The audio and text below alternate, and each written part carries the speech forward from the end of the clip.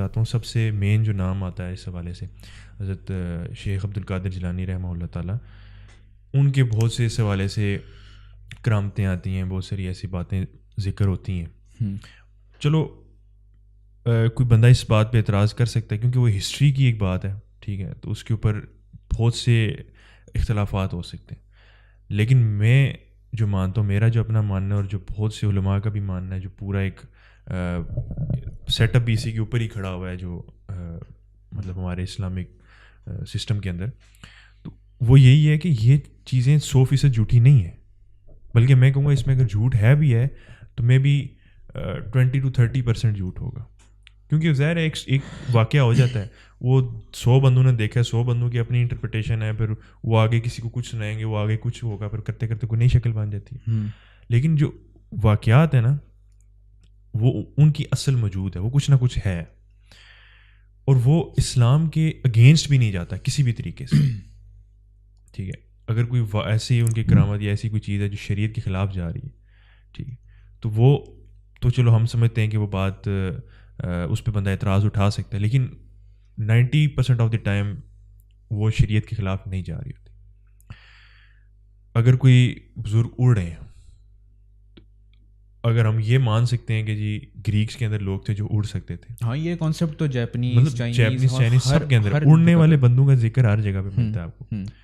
میں اس کو بھی پریزنٹ پہ بھی لا کے آپ کو بتاؤں گا کہ پریزنٹ میں کس طرح سے میں اس کو بھی لنک کروں گا آگے. تو اگر ہم یہ سب کچھ مان سکتے ہیں تو اگر ایک بزرگ اڑ رہے ہیں تو وہ اس پہ ہمیں کیا اعتراض ہوتا ہے؟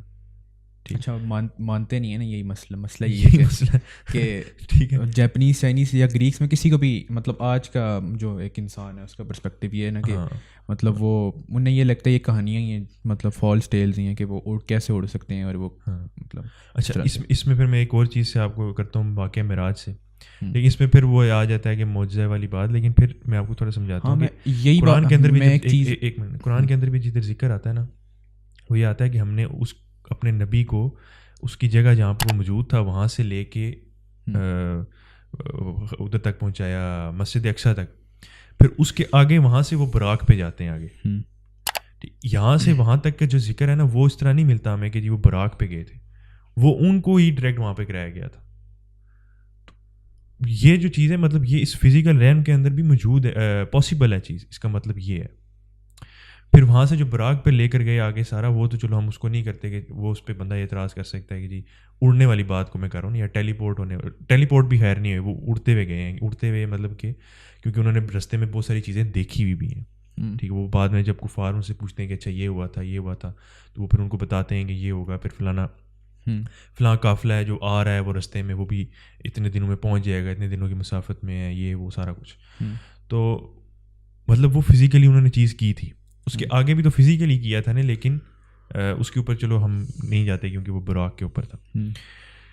اسی طریقے سے اڑنے کے حوالے سے ہمیں اچھا فی الحال تو اور کوئی میرے ذہن میں اس طرح کی چیز نہیں ہے, یہ میں واقعہ معراج سے اخذ کرنا چاہتا. تو اسی طریقے سے لٹریچر میں ہمیں بہت سی اور چیزیں ملتی ہیں اسلامک لٹریچر کے اندر, ٹھیک.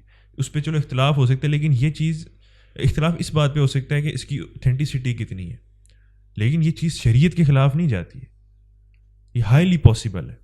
انسان کا اڑنا, ہاں انسان کا اڑنا ہائیلی پاسبل ہے نا, اگر اس سینس میں کہہ رہا ہوں کہ مطلب شریعت کے خلاف جانے کی سینس میں, کہ شریعت کے خلاف یہ چیز نہیں جاتی ہے. شریعت اس پہ کوئی قدغن نہیں لگاتی کہ بندہ اڑے یا نہ اڑے, ٹھیک ہے. آپ بھی تو اڑتے نا جہاز میں بیٹھ کے, تو وہ نہیں ٹیکنالوجی کے ذریعے اڑ رہے ہیں. اگر ہاں اب اس میں تھوڑا سا ایک اور بات کا ذکر کروں گا. ٹائم فریم میں نے اس کو کیوں ڈیوائڈ کیا تھا, اس لیے ڈیوائڈ کیا تھا کہ ہر دور کا جو معجزہ ہوتا ہے, ہر دور کی کرامت ہوتی ہے اور ہر دور کی نشانی ہوتی ہے, وہ ڈفرینٹ ہوتی ہے. حضرت موسیٰ علیہ السلام کے دور میں کیا نشانی تھی؟ جو ان کا عصا تھا, کیونکہ اس ٹائم کا ایک مین جو جادو ہوتا تھا, جو ایک مین شو ان کا ہوتا تھا, وہ یہ ہوتا تھا کہ وہ رسی کو پھینکتے تھے تو وہ رسی جو ہے وہ سانپ میں بدل جاتی تھی, اور جو دیکھنے والا ہوتا تھا وہ سوچتا تھا کہ سانپ ہے. تو وہ ان کو معجزہ اللہ تعالیٰ تھا حجت تمام کرنے کے لیے.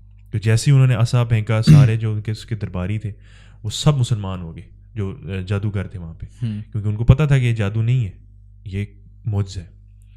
پھر آگے آ جاتے ہیں آپ صلی اللہ علیہ وسلم کے زمانے میں. آگے کیا ہوتا ہے, کیونکہ عرب کے اندر فصاحت و بلاغت, شعر و شاعری اور اسی طرح کے واقعات کا آنا, ان چیزوں کے اوپر اور نسل کے اوپر فخر کرنا, یہ جو چیزیں تھیں وہاں پر رائج تھیں. تو اس کا سد باب کرنے کے لیے, اس کو ختم کرنے کے لیے, یا اس کا توڑ کر کے حجت تمام کرنے کے لیے اللہ تعالیٰ نے قرآن مجید کو نازل فرمایا.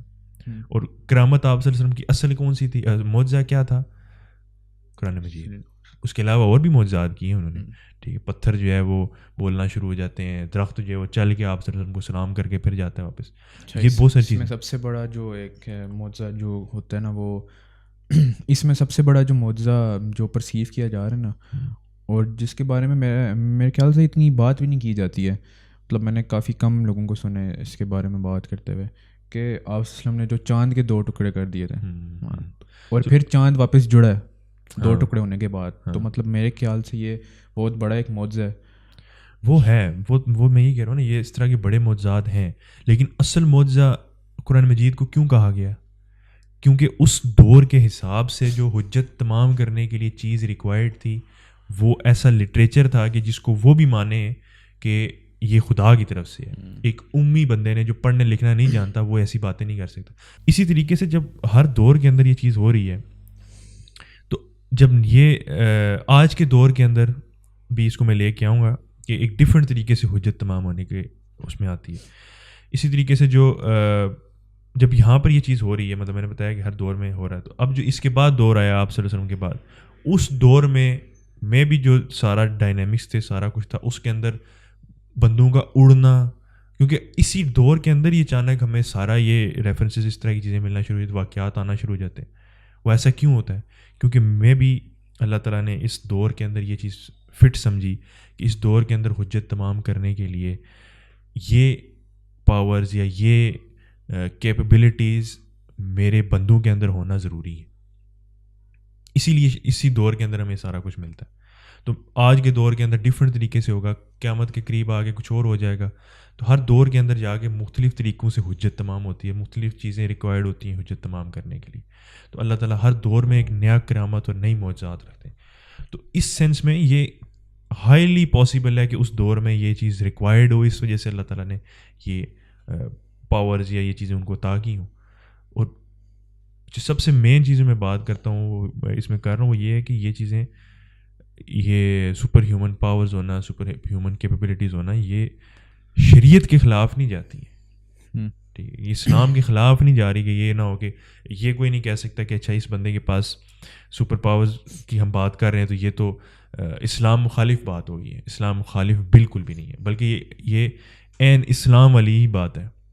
اسلام آپ کو کہتا ہے کہ آپ کے پاس جب آپ کو زمین کا خلیفہ بنا کے بھیجتی ہے, زمین میں خلیفہ کا مطلب یہ تو نہیں تھا کہ زمین جو پتھر ہیں یا جو آپ کے لینڈ ہے اس کی بات ہو رہی ہے. زمین سے مطلب تھا کہ پہلے تو بات ہے زمین پورا وہ یونیورس کی ایک طرح سے بات ہو رہی ہے, لیکن اس کے اندر جو ہر چیز موجود ہے اس کے اوپر آپ کو خلیفہ بنا کے بھیجا گیا تھا اللہ تعالیٰ کا نائب. تو ہوا آپ کے اس میں تابع ہو سکتی ہے, حضرت سلیمان کی بات آ جاتی ہے. ٹھیک ہے, ہوا آپ کے تابع ہو جاتی ہے, آپ کے مختلف اور چیزیں ہیں جو مطلب آگ ہے, پانی ہے, درخت ہیں, سب کچھ ہے, یہ سب آپ کے تابع ہو سکتا ہے. بلکہ آپ کے تابع ہے, آپ انسان ہیں, نائب ہیں یہاں پہ اللہ تعالیٰ. صرف اس کو اپنی پاور کو کس طرح سے مٹیریلائز آپ نے کرنا ہے وہ میٹر کرتا ہے.